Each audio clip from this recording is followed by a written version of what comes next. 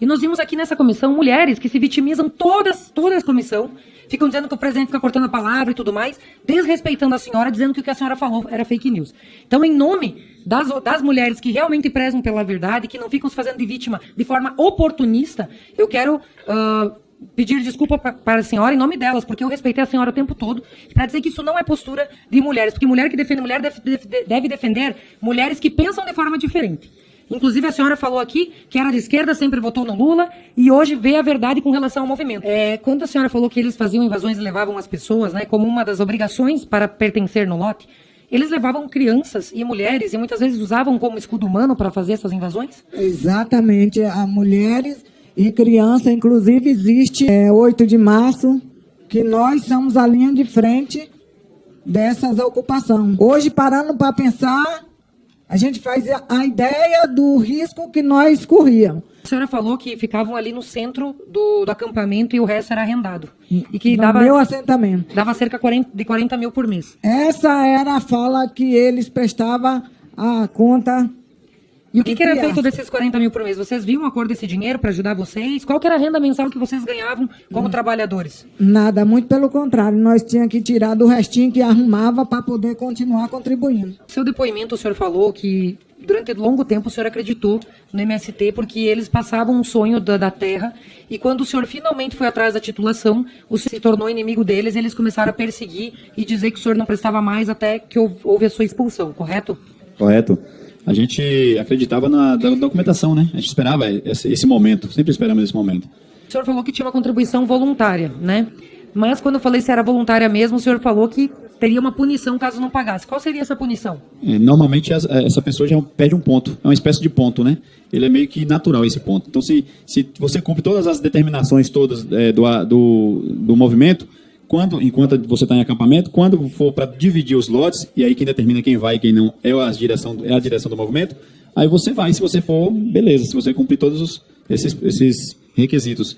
Se não, você já fica fora. Então é aquelas taxas fixas, né?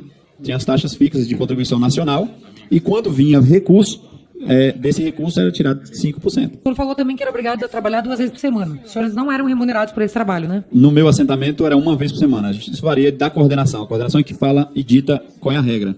Então, no meu assentamento era 1 vez por semana. Mas não eram remunerados. Não era remunerado. Os senhores tinham alguma aula de agricultura familiar? Em algum momento se falava sobre isso? Vocês plantavam? Tinham incentivo para isso? Ou se resumia basicamente a um movimento político e ideológico que vocês serviam como massa de manobra a serviço do movimento o tempo todo durante anos a fio?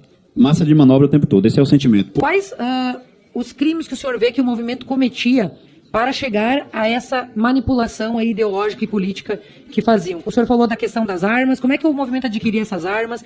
A invasão de propriedade, hoje o senhor tem consciência de que é crime? Quantas invasões, mais ou menos, o senhor participou quando acreditava no movimento? Quando eu acreditava no movimento, é bem assim que eles fazem. Eles organizam uma ação, lhe convida e você não sabe o que vai fazer. Você entra no ônibus e vai embora. Então, desde você se deparar lá em Salvador, que é 800 e poucos quilômetros da nossa cidade, a você ir para uma fazenda e invadir, e aí quando você chega lá já está invadida. Normalmente quando você chega, a frente de massa já foi na frente, já cortou a cerca, já entrou. É um grupo mais violento, então. Esse aí é porque a turma que vem atrás nos 4, 5, 10 ônibus não pode ver aquela ação.